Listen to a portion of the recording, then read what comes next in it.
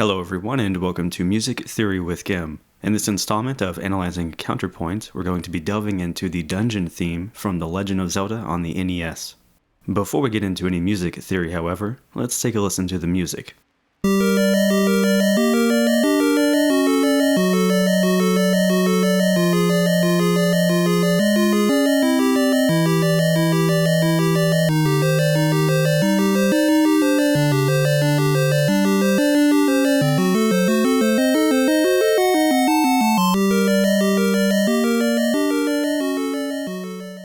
The theme is set in the tonality of G, with its mode being minor. Harmonically, we have G minor, the 1, in measure 1, which has been embellished by its minor 6th, E flat.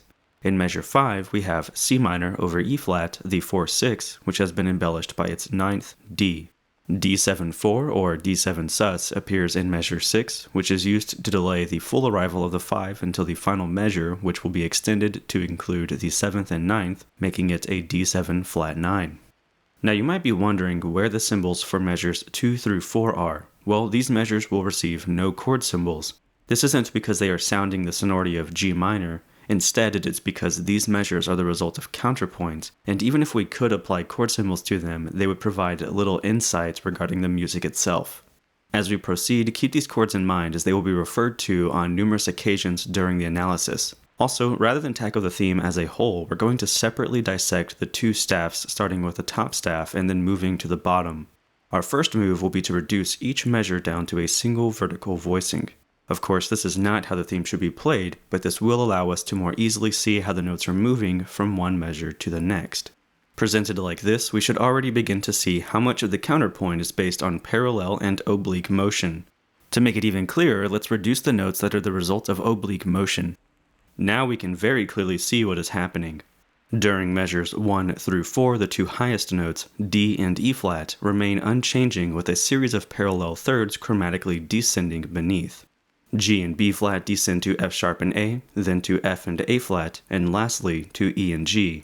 Once E and G arrive, the parallel minor thirds cease with E descending to E flat, but G remaining unchanged.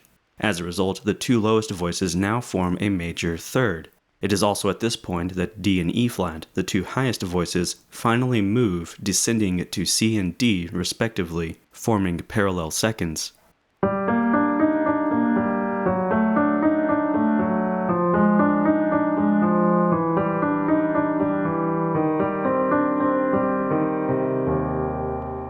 Notice that as all of the aforementioned changes occur, meaning the descending minor thirds ceasing and the two highest voices finally moving, we arrive to the 4/6 chord C minor over E flat, the first true harmony after G minor. As a result, it's easy to see that measures 2 through 4 are prolonging or embellishing the simple progression of G minor to C minor over E flat. And if we remove the embellishing descending thirds along with the embellishing E flat atop G minor and the embellishing D above C minor, we see that we have a very basic motion of 1 to 4/6.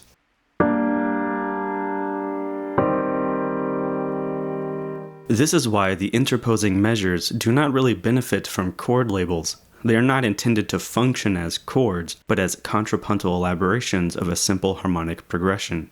Anyways, after we arrive to measure 5, we see that in measure 6, only one note changes, which is E flat descending to D. This produces a 5/7/4, which, as mentioned before, uses G, the embellishing fourth, to delay the arrival of F sharp until measure 7.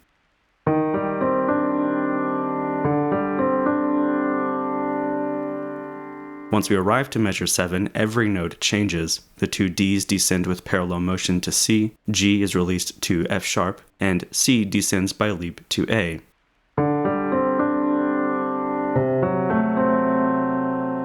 Without the bass line, this spells an F sharp diminished triad, the 7 diminished. And if we look at the entire measure, we'll see that the chord is arpeggiated as an F sharp diminished 7.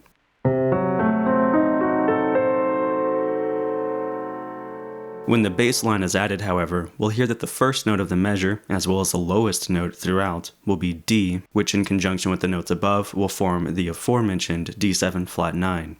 At this point, we have covered the entirety of the top staff and are ready to tackle the bottom staff. Before doing so, however, let's take a listen to the top staff in full.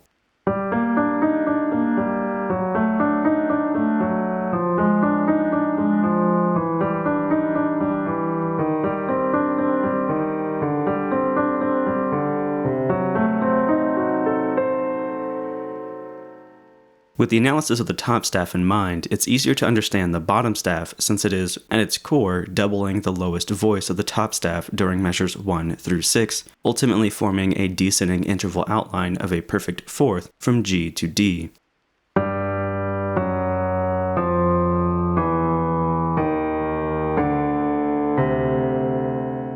As we take on the embellished form of the bass line, it is important to remember that beneath all of the notes, this descending line is the fundamental idea.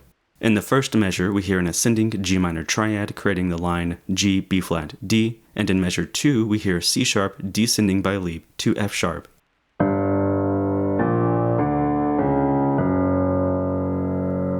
If our goal was to look at these notes in relation to the notes above and form chord symbols, this second measure would put us in a bit of a bind.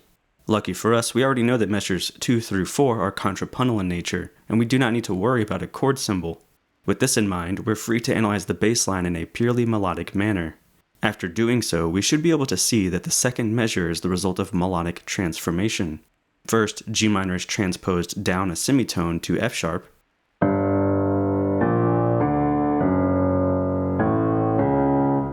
It is then retrograded,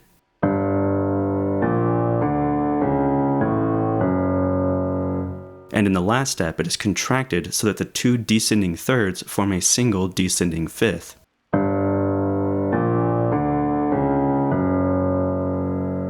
In measures 3 and 4, we arrive to a similar design. Like measure 1, we're going to hear an ascending arpeggio in measure 3, which this time is an ascending D-flat major triad in first inversion, sounding F, A-flat, D-flat. And in measure 4, we hear C leaping straight down to E natural.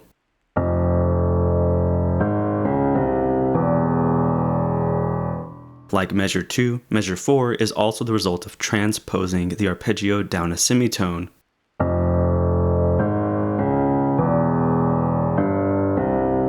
Retrograding the idea,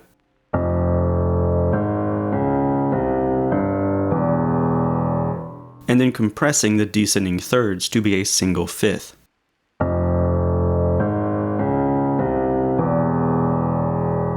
When we arrive to measure 5, the design changes, which, again, coincides with the arrival of the first real harmony following G minor, which is C minor over E flat, the 4-6. In this measure, we do not hear an ascending arpeggio. Instead, we have E flat embellished by its lower neighbor tone, D, leaping to G, and then to E flat above, which has been, again, embellished by the lower neighbor tone, D.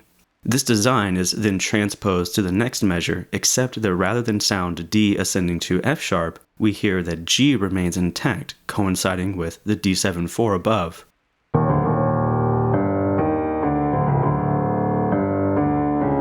And lastly, when we arrive to measure 7, we hear the bass initially sound D, but then like the staff above, it proceeds to arpeggiate the notes of F sharp diminished 7. Now that we are at the end of the bass line, I'd like to go back and show you a few things that you might not have noticed during the analysis. Firstly, the bass line is not only built around the lowest voice of the top staff, it is also built with the second lowest voice in mind, and uses it as a means to embellish the core idea of the descending chromatic fourth from G to D. This is easily seen in measure 1, measure 3, and measures 5 and 6. And if not for the contraction of the inverted and retrograded ideas in measures 2 and 4, we would have heard the second voice present throughout all of measures 1 through 6. With this in mind, let's listen to the bottom staff use the two notes as melodic intervals, while the top staff sounds its two lowest voices harmonically.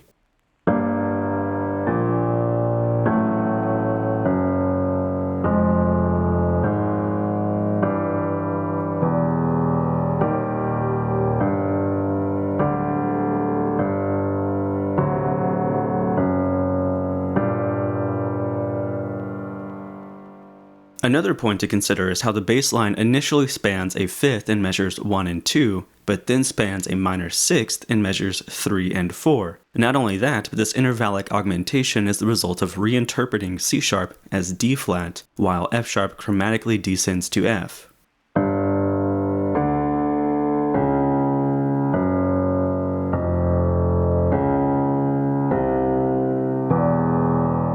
This is a really great example of how sequenced ideas can give variety while still maintaining a sense of continuity.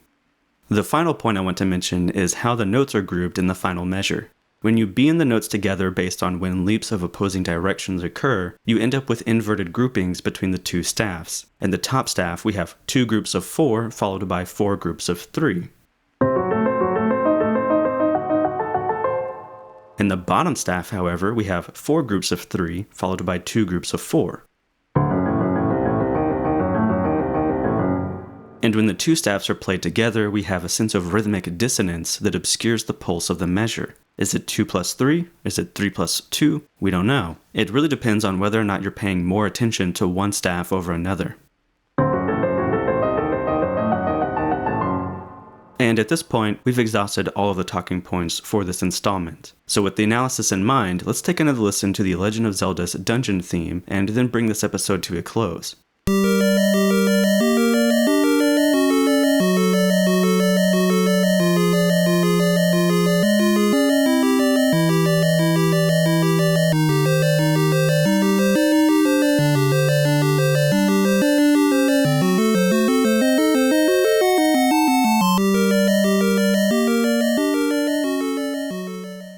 For those of you that are patrons, you can expect to receive a PDF containing the analysis present in this episode. I do not expect to make any additional commentaries on this particular piece, but if I do, you'll gain access to those as well. Of course, as my patrons, it is encouraged that should you have thoughts or questions regarding this analysis or the theme as a whole, reach out to me. For those of you that are not patrons but would like to support my endeavors, be certain to subscribe to the channel, like the video, comment below, and share the video as often as you can on any social media platforms. If you find yourself wanting to take your support to the next level, hop on over to patreon.com/gim and consider pledging some coin. If you are not a user of Patreon or simply want to make a single financial contribution, you can do so via PayPal, the link to which can be found in the description below. These videos do take a lot of time and effort, so any support on your end is greatly appreciated. Either way, until next time, thank you for watching this episode of Music Theory with Gim.